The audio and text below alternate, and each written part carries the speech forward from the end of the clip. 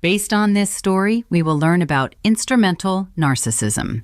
This is a specific psychological framework where a partner views their spouse not as a person, but as a tool, a mechanism to achieve status, wealth, or stability. Once the tool has completed its function, the narcissist experiences a psychological switch, where the partner goes from being idealized to being an obstacle. We will explore how to identify when you have been categorized as utility rather than family, and the precise moment the discard phase begins. If you're watching this video, tell me where you're from or what time it is for you. The hallway floorboards in our brownstone usually creak.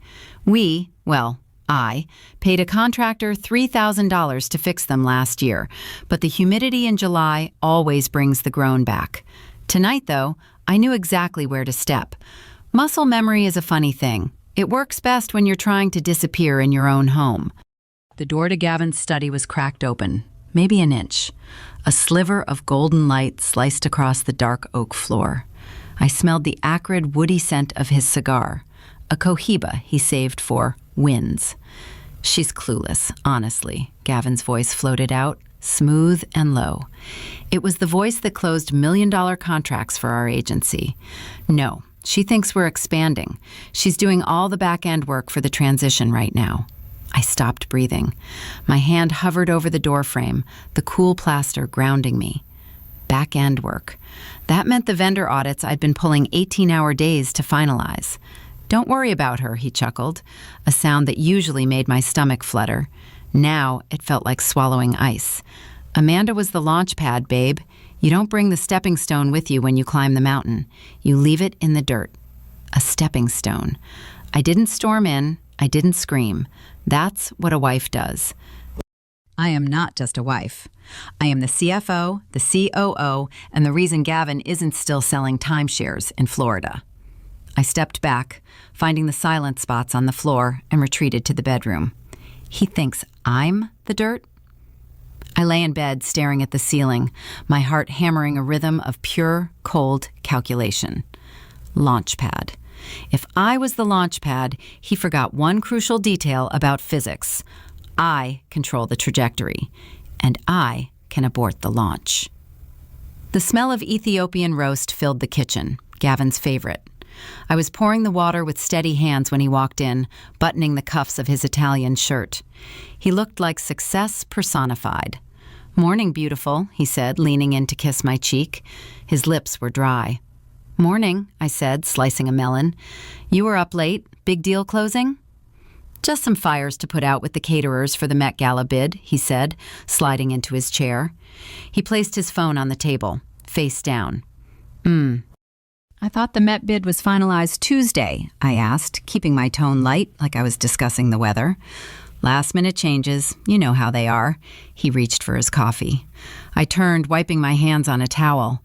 "I need to check the sync on our calendars. My phone's dead. Can I borrow yours for a sec?" It was a test. A clumsy one, maybe, but I needed to see the micro-reaction. He froze. It was subtle, a fraction of a second where his hand twitched toward the device before he stopped himself. Sure, let me just unlock it."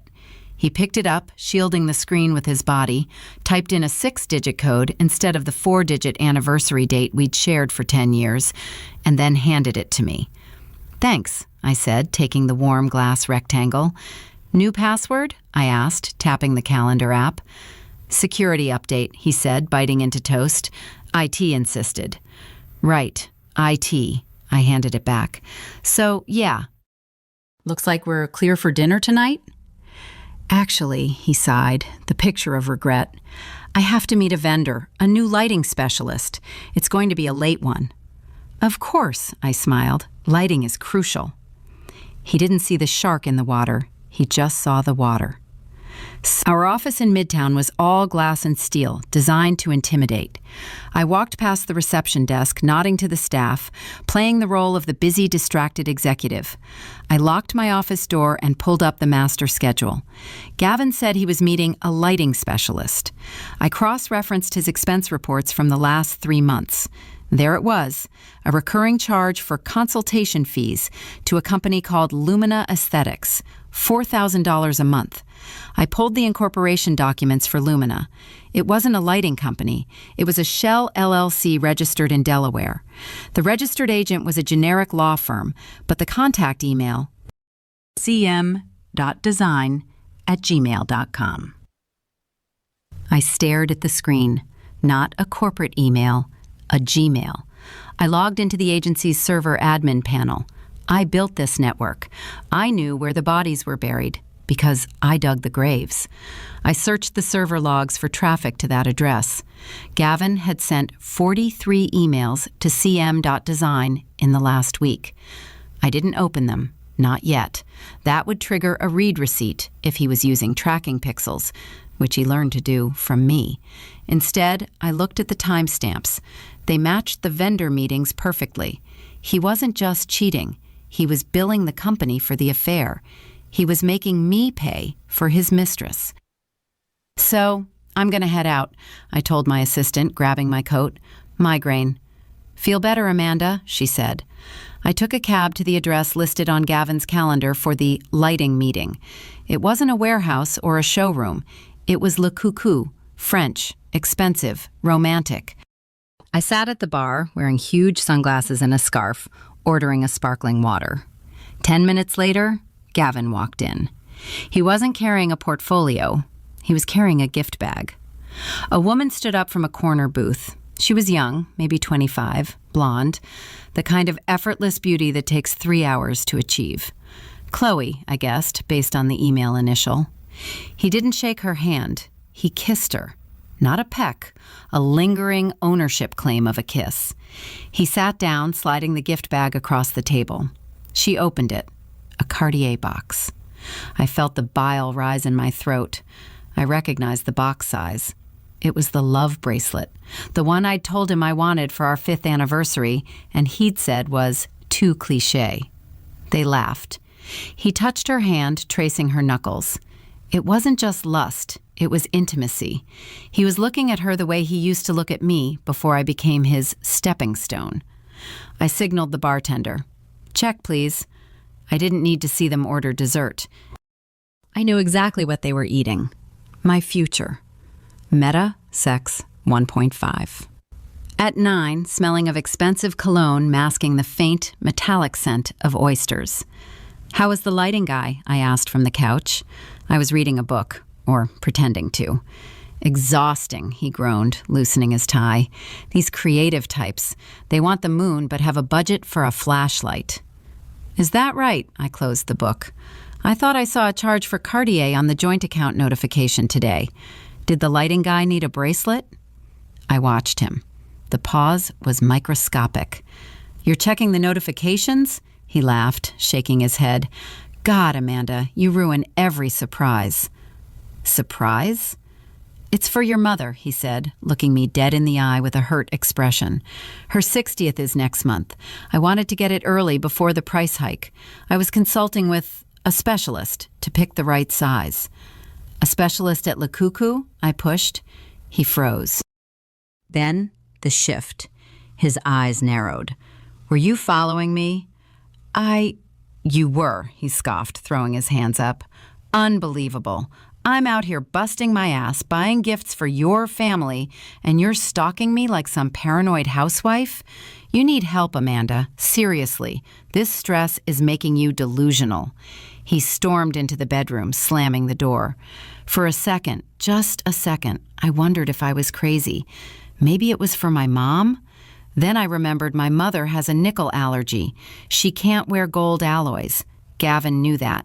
He wasn't protecting a surprise. He was rewriting reality. Sam met David in a park in Brooklyn, far away from the prying eyes of Manhattan. David was forensic accounting royalty.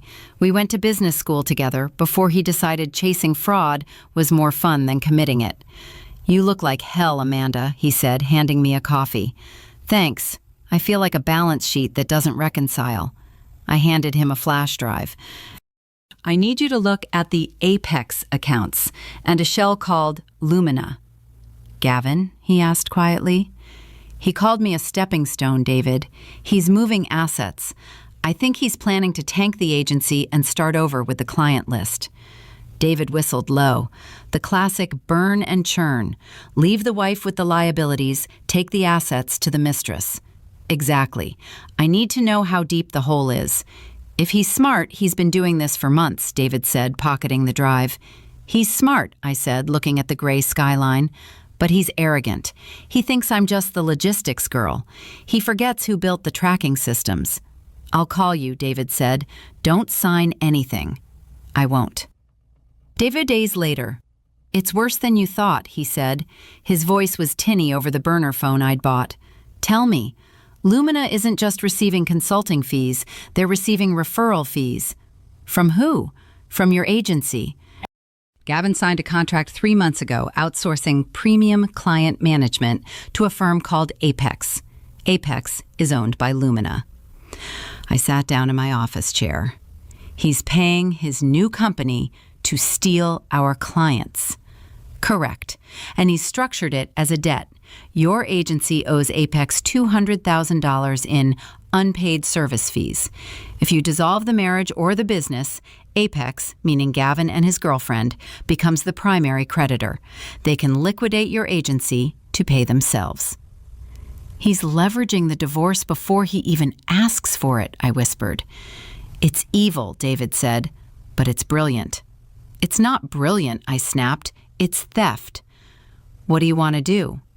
I want the documentation, David. Every cent. You got it. But Amanda, watch your back. If he's moved this much money, he's ready to pull the trigger. I stayed late at the office, digging through the Apex marketing materials David had uncovered. I opened a PDF titled Apex Brand Identity Fine PDF. The logo popped up on my screen. A stylized A formed by 2 interlocking triangles, gold and black. My breath hitched. I drew that. 3 years ago, on a napkin at a diner in Jersey at 3 a.m. We were brainstorming a rebrand for our agency. I remembered sketching it, showing it to Gavin. It's too sharp, he'd said then, too aggressive. We need something softer, more welcoming. He had kept it. He had taken my rejected idea, my art, and given it to her. He didn't just want to leave me. He wanted to be me. He wanted my taste, my eye, my strategy, but without the inconvenience of my voice. I touched the screen. The anger that had been a cold knot in my stomach suddenly ignited into a white-hot supernova. He stole my work. Okay, Gavin, I whispered to the empty room. You like the design? Let's see how it looks on a tombstone. Metropolitan Museum of Art, the Temple of Dendor. The air smelled of expensive perfume and old money. I wore a red dress. Gavin hated red. He said it was too loud. Tonight, I wanted to be deafening. You look striking, Gavin said, adjusting his tuxedo. He looked nervous. He was scanning the room. Thank you, darling. I took a glass of champagne. Our biggest client, Mr. Henderson, approached us. He controlled a $10 million event budget. Gavin, Amanda, Henderson beamed. Wonderful setup. Thank you, sir, Gavin said, turning on the charm. We aim to please. I heard rumors of a new venture, Gavin, Henderson asked, raising an eyebrow. Something about Apex? Gavin stiffened. He hadn't announced it yet. Oh, just some side projects, Gavin stammered. Nothing that would interfere with... Actually, I interrupted, linking my arm through Gavin's. Gavin is so modest. He's been consulting for a boutique firm. Though honestly, I leaned in, lowering my voice conspiratorially to Henderson. I worry he's spreading himself too thin. You know how he gets with the details. Sometimes the logistics just slip. I felt Gavin's arm twitch. Is that so? Henderson looked at Gavin, suddenly seeing the sweat on his brow. Nonsense, Gavin laughed, but it was brittle. Amanda worries too much. I do, I smiled. I'm the one who cleans up the messes, after all. Henderson didn't laugh. He looked at Gavin with a new expression, doubt. The ride home was silent. The limousine felt like a hearse. Why would you say that? Gavin finally hissed, pouring himself a drink from the car's bar. Say what? That I'm spreading myself too thin. Henderson looked at me like I was a liability. I was protecting you, I said, my voice calm. If he finds out about Apex on his own, it looks like betrayal. If I frame it as a side project, it looks like ambition. I was managing the narrative, Gavin. You made me look incompetent. I made you look human, I countered. Unless, is there a reason you can't handle the workload? Is Apex taking up more time than you admitted? He stared at me. He didn't know if I knew. He couldn't scream without revealing the truth. You need to stay in your lane, Amanda, he spat. Stick to the spreadsheets. Leave the client relations to the people with charisma. Charisma doesn't pay the bills, Gavin, I said, turning to look out the window. Solvency does. I saw his reflection in the glass. He looked terrified. Good. Fear makes people make mistakes, and I was counting on him making a big one. 1.5. The front door didn't just open, it exploded inward. The vibration traveled up the stairs and settled into the soles of my feet. I was in the bedroom, folding laundry, a domestic cliché I performed solely to lower his guard. Gavin stormed in, tearing his tie off like it was a noose. The smell of stale office coffee and fresh sweat clung to him. Henderson walked, he spat, throwing his jacket onto the bed right over the neatly folded sheets. What? I stopped, holding a silk blouse midair. He canceled the contract? He postponed the renewal, indefinitely, said he wanted to review his options after hearing some concerning chatter about our stability. Gavin marched toward me, his face flushed a dangerous crimson. This is on you, Amanda. That little comment at the gala, spreading himself too thin, you planted the seed. I watched him, analyzing the vein throbbing in his temple. This wasn't just anger, it was projection. He wasn't mad that I'd spoken. He was mad that his safety net was fraying. I told him the truth, Gavin, I said, my voice steady. I covered for you. Would you rather I told him you were busy building a shadow company with his retainer fees? He stopped. The air left the room. I don't know what you're talking about, he whispered, but his eyes darted to the left. A tell. I'm talking about your stress, I lied smoothly, stepping into the gaslight. You're paranoid, Gavin. I'm on your side. But if Henderson walked, it's because he smells fear. And right now, you reek of it. I picked up his jacket and hung it up. Fix it, he hissed. I always do, I said to his back. But he didn't hear the blade in my voice. My divorce attorney, Patricia, didn't have an office. She had a fortress in Midtown with a view of the Hudson. She was 55, wore Chanel suits, and had a smile that could strip paint. It's a classic pierce the veil situation, Patricia said, tapping a manicured fingernail on the dossier I'd compiled. He's commingling funds, using marital assets to build a separate entity. If we file now, he hides the money. He claims Lumina is a failed venture with zero value. So I wait? I asked, gripping the cold leather armrest. You don't just wait, Amanda. You water the garden. She leaned forward. Let him build it. Let him transfer the intellectual property. Let him think he's successfully stolen the kingdom. Once the value is in Apex, we strike. We don't want half of a dying agency. We want all of the new one. He's pressing me to sign legal docs, I said. Power of attorney. Stall, Patricia commanded. Play the overwhelmed wife. Be chaotic. Be emotional. Narcissists underestimate emotion. They view it as a weakness. Use that. So I have to let him think he's winning, I realized. Honey, Patricia smiled, and it was terrifying. The pig always thinks it's winning right until the slaughterhouse door closes. I sat at my desk, the glow of the monitor the only light in the empty office. I was drafting the addendum for our operating agreement, the one required for our upcoming bank renewal. Gavin never read these. He called them admin fluff. I scrolled to section 14, clause B. In the event of a transfer of client assets exceeding 10% of total valuation, the signature of the chief operating officer is required. Failure to obtain said signature renders the transfer void and triggers an immediate external audit of the initiating party. It was boring. It was dense. It was lethal. I buried it between a clause about server maintenance and one about holiday pay. Gavin wanted to move the Henderson account to Apex? Fine, but he would need my signature to do it legally. And if he did it illegally, this clause would hand me the power to freeze his entire life. I hit save. The printer whirred to life. It sounded like a gun cocking. "Just sign here and here," Gavin said, pushing the papers across the kitchen island.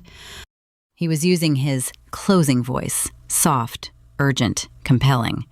"It's just to authorize the tax restructuring. It saves us $40,000 this year." It was the power of attorney. Broad scope. It would give him the right to sell the agency out from under me without me even being in the room. I picked up the pen. My hand was shaking, not from fear, but from the effort of not stabbing the paper. "Okay," I said, putting the tip to the page. Then I jerked my hand. The coffee mug next to me tipped over, brown liquid flooding across the documents. "Oh my God," I shrieked, jumping back. "Gavin, I'm so sorry. I'm so clumsy lately." "Amanda," he roared, snatching the sodden papers. Ink ran in dark rivers down the page. "Are you serious? Do you know how much time it took legal to draft these?" I know, I started crying. Real tears. I imagined him laughing with Chloe at Le Cuckoo. The tears came easily then. "I'm just so tired, Gavin. My head is foggy. I can't focus on anything." He looked at me with pure disgust. The mask slipped completely. He saw a broken woman, a useless tool. "Forget it," he muttered, crumpling the wet pages. "I'll have them redrafted. Just go lie down. You're useless like this."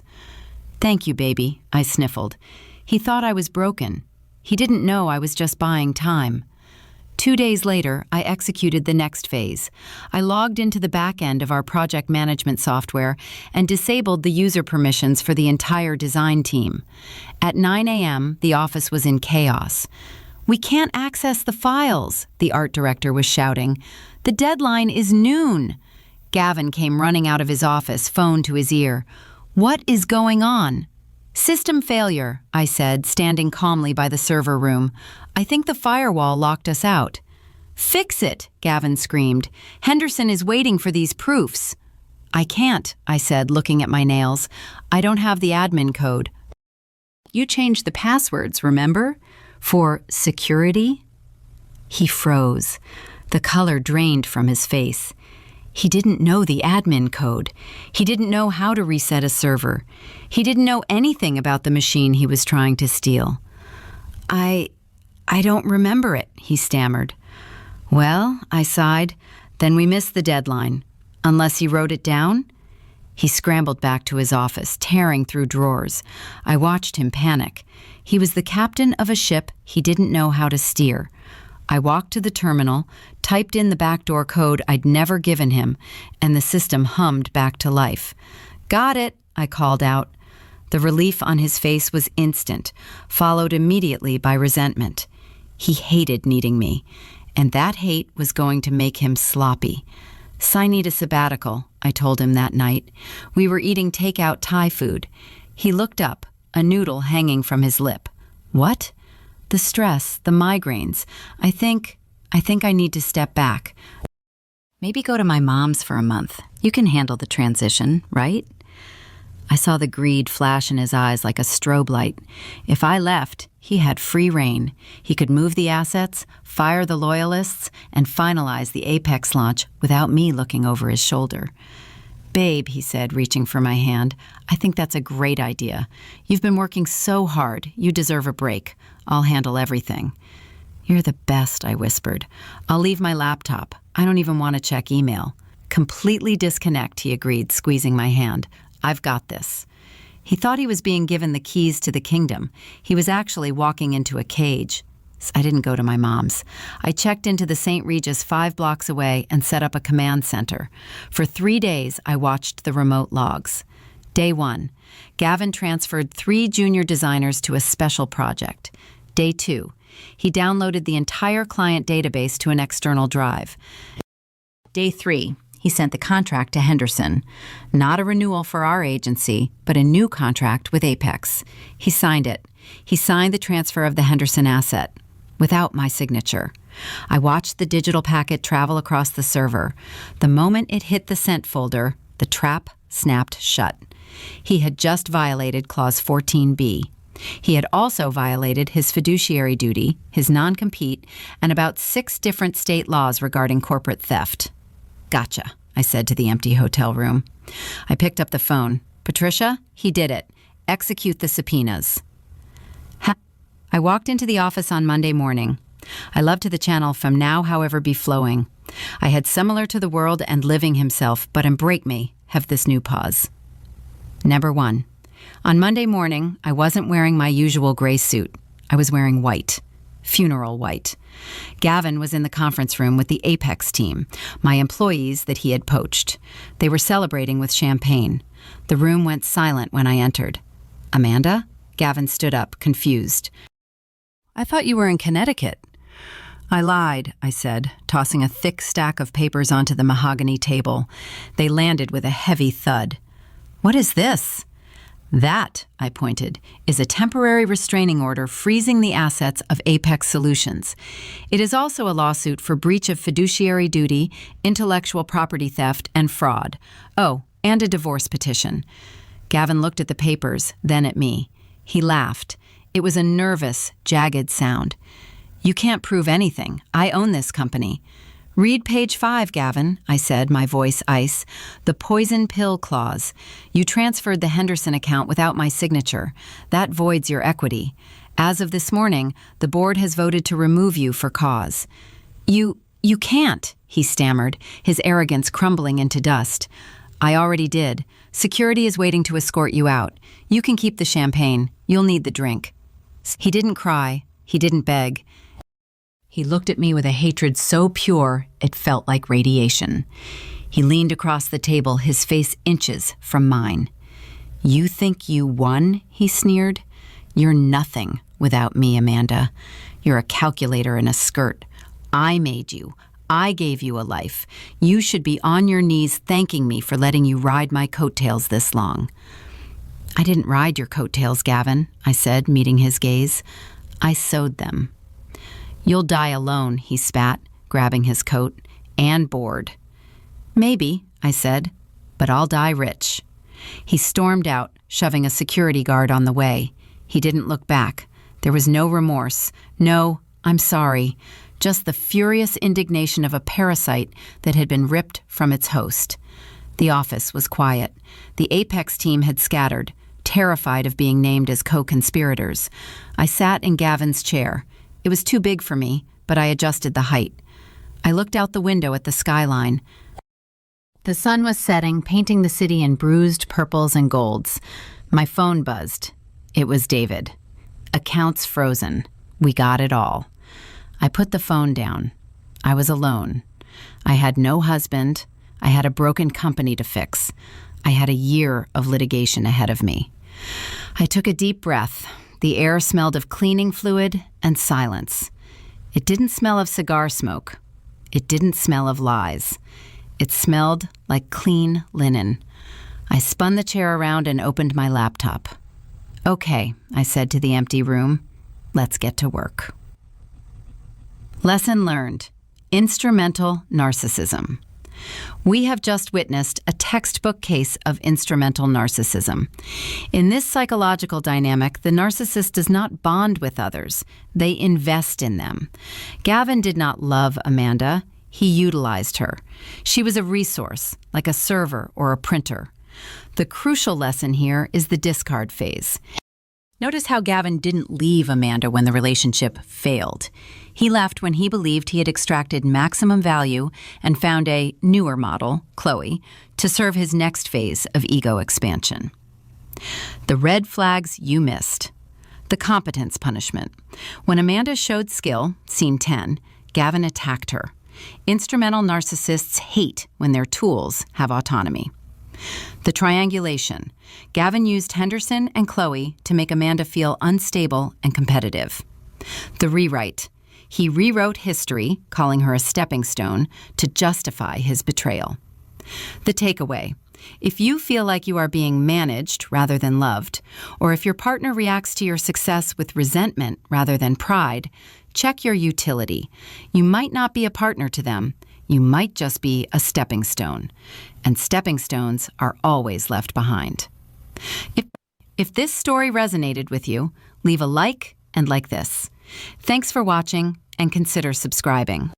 You can also drop any comment below, even just one word. Maybe tell me where you're watching from, or what time it is right now. Sometimes one word is enough to say you were here.